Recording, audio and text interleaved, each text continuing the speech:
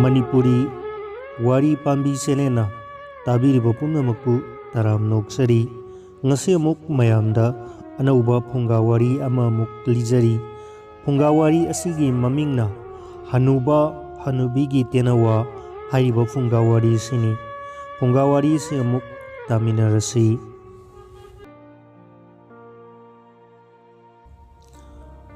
Thaina Mamangaida Hanuba Amaga Hanubi Amaga Lairami Makhoi Anina Tenawa Ama Yoklami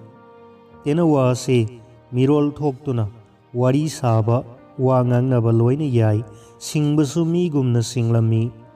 Nongma Nong Ngalakpada Te Te Khonglai Maduda Hanuba Hanubi Anina Karino Isu Nangna Khongbadi Hangbada Tenawana Khumlai Iben Bok Ada Pairiba Tenawa Mayamsina Aibu Kauri Karigi Kaubono Haina Hangbada Tenawana Sorarengi Amrapurgi Haidu Sarusi Kaubani Haina Kummi Mapu Mabena Amrapurgi Haido Kamdawi Hangbada Tenawana Iben Sorarengi Amrapurgi Haidudi Hanubina Saraga Laisabi Oli Hanubana Saragana Pakhang Onba Haini Hairakpada Hanubi Hanubana Adu Oirabadi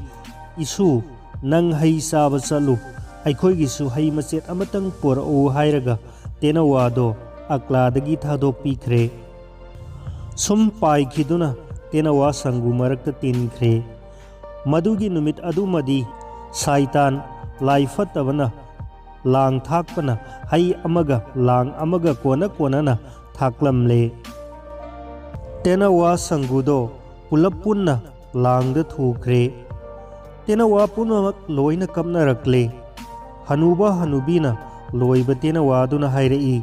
Mayam Pumnamak Ngasi Ahing Ngasimadi Khanglasi Nabuk Thanna Chanaro Tenawa Pumnamakna Mabung Thanna Chanare Hanuba Hanubigi Tenawa Dudi Mapu Mabengi Pugani Haiduna Hai Maset Ama Mayada Umli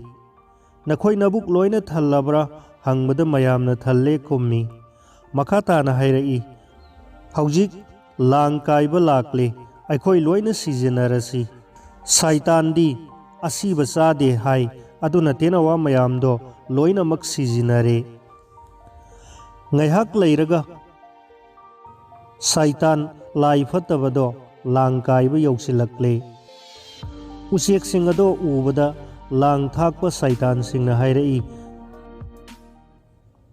Oh Lang Se Ngarang Kairam Labadi Siram Loida Bunida Usek Singna Se Loina Mak Sire Ama Lauthai Thadai Ani Lauthai Thadai Ahum Lauthai Thadai Asumna Usek Loina Mak Mathang Thadarai Matamaduda Hanuba Hanubina Loiba Tenawaduna Mayamdo Surabra Haiduna Masing Thiba Horai Saitan Lang Thakpanasu Usek Mayamdo Lauthaba Loirabra Yenglakpada Hanuba Hanubina Yokpa Tenawado Hek Thengnarure Mado Ubada Haima Masimadi Haimaset Amasu Masinda Panduna Siramale Haiduna Tenawado Lautoklaga Makada Langtharai Usek Masing Sure Khanduna Hanuba Hanubina Yokpa Tenawana Tet Haina Khongbada Sijinaramba Tenawa Mayamdo Loina Paikre Mayum Maigai Panglakle Asum Pairakpana Kaina Fam Yoraktana Mayamdo Kapna Launarakle Mayum Yorabada Laihorage Hainare Tenawa Mayamsu Laihoro Hainarakle Tenawa Mayamna Hairei Ngasigi Numita Hanuba Hanubina Yokpa Tenawa Nangbu Yoramdrabadi Aikhoi Pumnamak Siramganida Nangna Taibang Mibu Tinarubadagi Aikhoigi Jiba Kanba Ngamkribani Siruraba Aikhoi Se Nangna Amuk Hanna Pokpirabani Mase Hairaga Mahai Mayumda Hanakre